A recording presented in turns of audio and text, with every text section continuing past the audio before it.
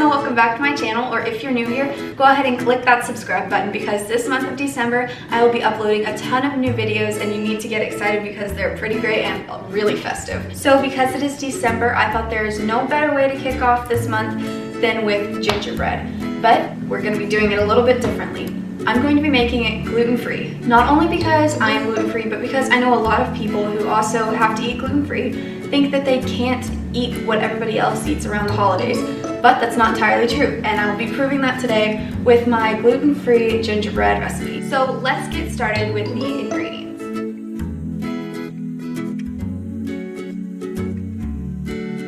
So the first thing you will need to do is have 2 sticks of butter at room temperature. So if you need to get that out before, if you're planning on doing this, then that's something that you definitely need to do. Alright, so the next thing you will need to do is add the baking soda and the baking powder to the flour and just mix that together until it's really well combined.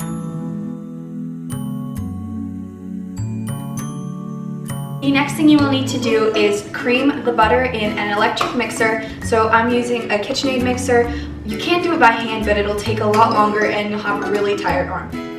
And add the brown sugar. I'm gonna add about half of it now and then half once it's started to cream. So do it on a low speed at first. Make sure that you always scrape the sides and scrape the paddle because the butter and everything can get stuck up in it and that just won't mix together really well, which isn't good at all. Okay, now that the butter has started to cream together, I'm going to go ahead and add the rest of the brown sugar.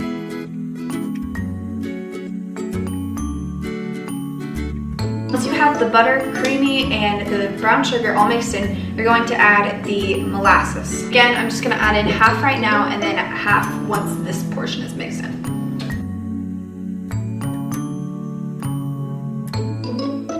So once you have that all mixed, you're going to add all of your spices and salt on a very low speed because you've got all this powder in here now and you don't want to make clouds like I did. Once you have all of those mixed together, you're going to add in both of your eggs. I'd forgotten about this till now that I have whole nutmeg, so I'm going to grate some of it into it.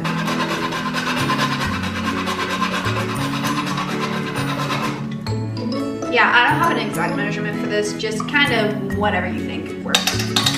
It smells amazing though. On a very low speed, you're going to add in the flour mixture.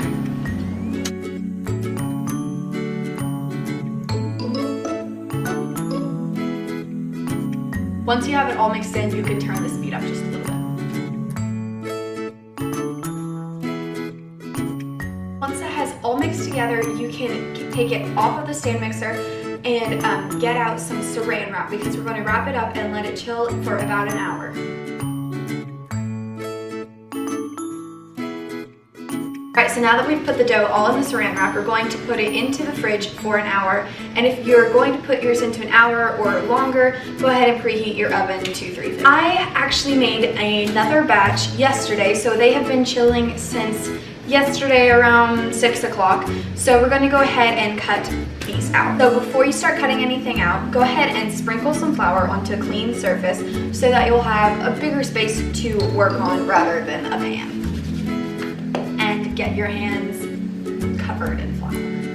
Roll the dough out to about 1/8 an inch. These adorable cookie cutters that I got from Target that I'm going to use. Oh, and get your baking pan ready. So the next thing you'll need to do is go ahead and cut them out and put them onto the baking sheet. So first, I'm gonna do a snowflake.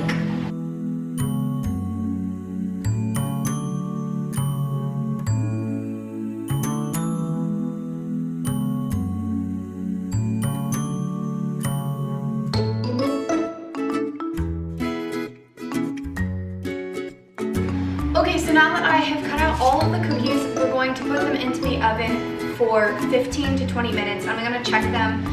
Once they get up to 15 minutes, I'm going to see if they need to go any longer. So, for the spacing of the cookies, they can be fairly close together, just as long as they're not touching, you won't have any problems. Alright, so while your gingerbread people, men, snowmen, and what else was there? A snowflake stocking and snowflake are in the oven, you want to go ahead and make some royal icing so that you can decorate it as you like when they are cool. So the first thing you're going to want to do is have 3 egg whites and beat them with a whisk in an electric mixer, preferably for as long as it takes until they begin to get fluffy.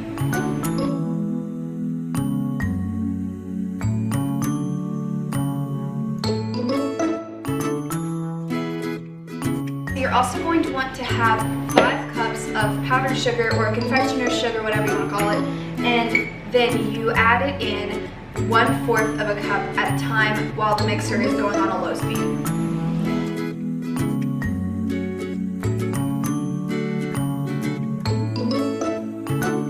And as always, remember to scrape the edges so that everything gets mixed in perfectly. Tastes like powdered sugar.